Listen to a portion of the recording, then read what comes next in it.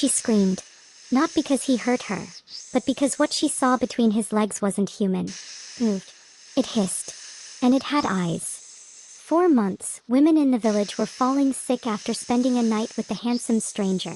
But no one dared speak until one girl nearly died. Then came the festival, where his wrapper fell off during the sacred dance, and the whole village discovered the horrifying truth.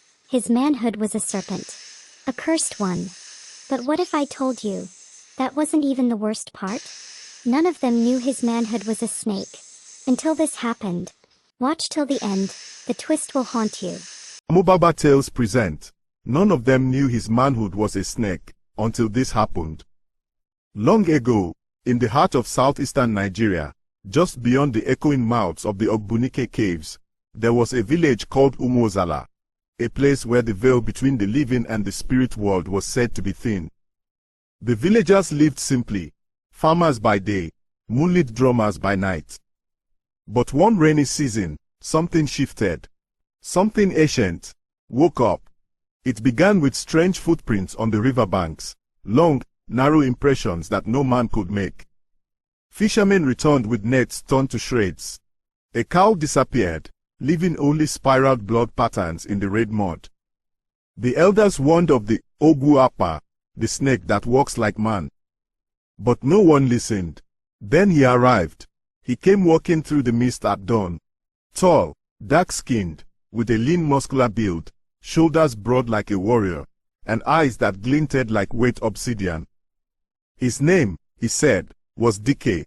He carried no load, no staff, just a red and black wrapper tied tightly at his waist and a small leather pouch strapped to his chest. He claimed to be a traveler from Ada, looking for work. The village women noticed first. His voice was deep, soothing, almost hypnotic. When he laughed, even the birds paused. Young girls offered him water. Older widows gave him roasted yam. Soon, Dike was helping clear farmlands, fixing broken huts, and sitting beside the elders like he'd always belonged. No one knew his father. No one had seen his mother. But no one questioned, because he was helpful. Except Mama Nena, the oldest woman in the village. Blind in one eye and twisted from age, she often muttered when Dike walked by. "He smells like wet earth and old firewood," she hissed. "That is no man. That is a thing." People laughed her off, until girls began to fall ill. The first was Ifunanya, 17 and betrothed to the chief's nephew. After speaking to Dike one night during a village dance, she was found the next morning shivering, eyes wide, whispering, "It hissed.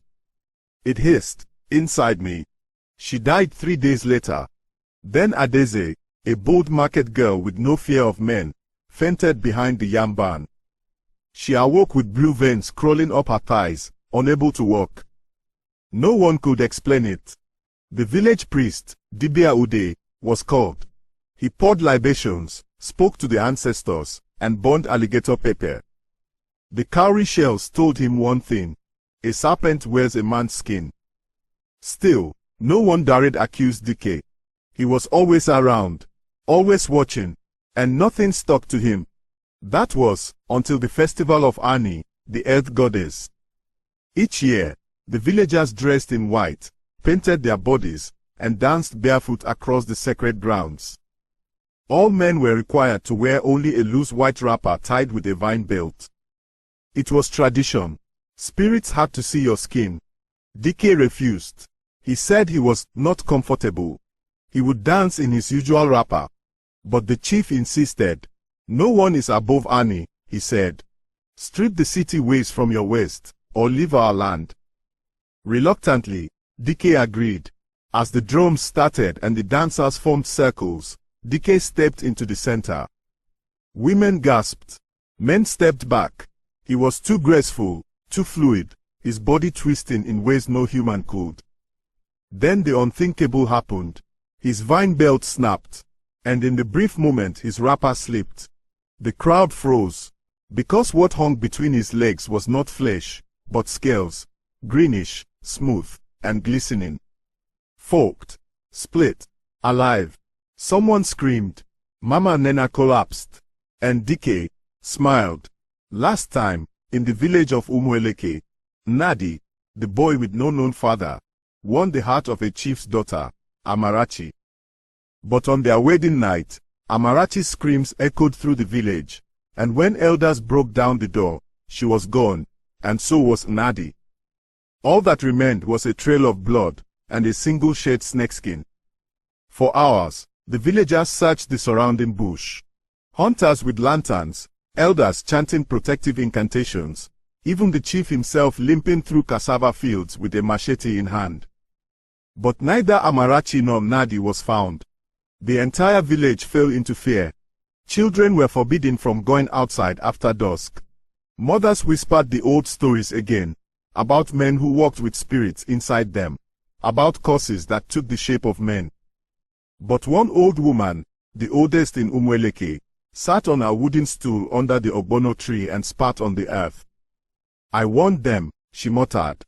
"I told them the signs. That boy was not born clean." Her name was Mama Njoku, and she had been the village midwife when Nnadi's mother, Ifunanya, gave birth. It was a stormy night, almost 20 years before. Mama Njoku had rushed to the edge of the forest when she heard Ifunanya screaming. The girl had been missing for months. Everyone thought she had drowned in the river after her family disowned her. But there she was, crawling out from the tree line, belly full and glowing like fire. "He said I must give birth in the bush," she cried. "He said, the child must not touch metal before it breathes." Mama Njoku took her hand and led her to a thatched hut near the yam barns. But as soon as the baby came out, the air turned cold. The umbilical cord was wrapped twice around the baby's neck like a coil. Its skin was unusually smooth, glistening like scales in the lantern light. And worst of all, the baby never cried. It hissed. She cut the cord with a wooden blade, as Ifunanya begged her not to say a word. The next morning, Ifunanya was gone again, this time with the child. 3 nights after the wedding, Amarachi returned, naked, bleeding, and unconscious, found at the shrine of Idemili, the python goddess of the river. She had bite marks along her thighs. Her pupils were slit like a reptile's, and she could not speak. The chief, her father, fell to his knees and wailed, "My daughter is gone. A spirit has entered her." The village priest was called immediately. Dibia Akune, a scarred man with chalk white eyes and bones around his neck, examined Amarachi and gave a chilling verdict. No one had seen him since that night. But some swore they saw a shadow slithering across rooftops. One boy said he saw Nnadi's face, smiling, from inside a well. Another girl claimed she saw him in the river, speaking in a language she didn't understand, surrounded by water snakes. Soon, goats began to vanish. Chickens were found dead, their necks twisted. And every morning, long trails of slime and scales were found near the chief's compound. Mama Njoku, growing restless with guilt, finally revealed her secret to the elders. That boy is the son of a spirit, a river entity. Ifunanya made a pact to return something, or someone. The villagers dug where she directed them, beneath the old palm tree where Ifunanya used to sleep. They found a small, ancient shrine, buried in mud and ash. It bore carvings of snakes, twisted faces, and a symbol none of them could read. The Dibia gasped. "This is not Igbo. This is from the Obanife cult, a forbidden lineage wiped out generations ago." Days later, Amarachi finally spoke, but her voice was not her own. "He is not gone," she said, eyes glowing in the dark. "He is changing. The river has taken him. But he will return, for me." Then, her back arched. From her mouth came a sound that was neither human nor animal. The villagers recoiled. The Dibia sprinkled chalk and began incantations. "The marriage is complete," he whispered. "The snake man has fulfilled half the vow. But the second half is worse." That night, the river behind Umu-Eke turned red. Fish floated belly up, and carved into the bark of every tree near the water was the same message, written in a language no one had seen before, except the Dibia. He translated it aloud, his voice trembling, she is his. But the village must pay the dowry in blood. The camera zooms into the Dibia's shocked eyes. Then fades to black. The council of elders gathered at dawn, under the sacred Iroko tree. Rain clouds loomed overhead, but no one flinched. The air was thick with tension. Women clutched their children, while warriors gripped their machetes. Dike sat in the center of the cycle, his agbada soaked with sweat, though the air was cool. It was time for the trial of spirits. Elder Umu-Eke, the oldest man in Umu-Eke and keeper of ancestral law, raised a carved wooden staff and declared, "This man carries a mystery in his loins that is neither man nor beast. If it is a curse, it must be broken. If it is a punishment, it must be fulfilled." A hush fell over the crowd. From the shadows emerged Mama Ogadimma, the blind seer, whose eyes had been sewn shut by lightning decades ago but who could still see what the world could not. She pointed her chalk-covered finger at Dike and said in a whisper that cut like thunder, "Remove his clothes. Let the spirits judge." Dike's breath caught in his throat. His hands trembled as two warriors stepped forward. But before they could touch him, a voice cried out, "Stop. He is not who you think he is." All heads turned. It was Adaubi, Dike's third bride, who was supposed to be in a coma. Yet here she stood, pale and barefoot, her voice hoarse but strong. "He saved me. The snake did not kill me, it protected me. It whispered things, secrets of his past, of a cause he never chose." The crowd gasped. Dike's knees buckled, and he fell to the earth. His voice cracked open like a clay pot. "I was born with it.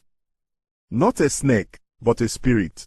My mother, she made a pact before I was born."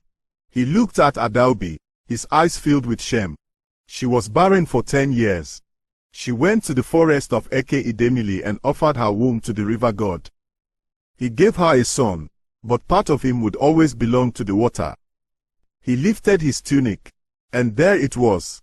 Not a snake as many imagined, but a long, twisting scar that pulsed with a faint glow. It slithered from his belly button to his groin. It shimmered like scales under moonlight. Gasps turned to silence. At puberty, Dike continued, the spirit awakened. "Anytime I led with a woman not chosen by the river, she would fall ill or die. That's why I left my village. That's why I never told anyone." Mama Ogadimma stepped forward, chanting in a language forgotten by men but still understood by spirits. She placed a bowl of ashes at his feet and began to speak. "You were born of water but raised in dust. The river gave, but it can take. You must return. Alone." Dike nodded. He understood. He stood, kissed Adaubi's forehead, and turned toward the path that led deep into the forest of Eke Idemili. The elders, the villagers, even the spirits, watched him go. At the riverbank, the sky turned violet. Dike stepped into the water, fully clothed. As he waded deeper, the water began to bubble. Mist rose, and the serpent scar on his stomach glowed bright blue. Then it happened. From the depths, a giant python rose, not of flesh, but of spirit, transparent and shimmering. Its eyes burned with fire. It coiled around Dike but did not strike. Instead, it spoke. "You were never cursed. You were chosen to protect the balance. But you let shame twist the gift." Dike wept. "I never wanted power. I only wanted peace." The spirit tilted its head. "Then offer peace, and you shall be free." Dike closed his eyes. He remembered his mother, now long dead.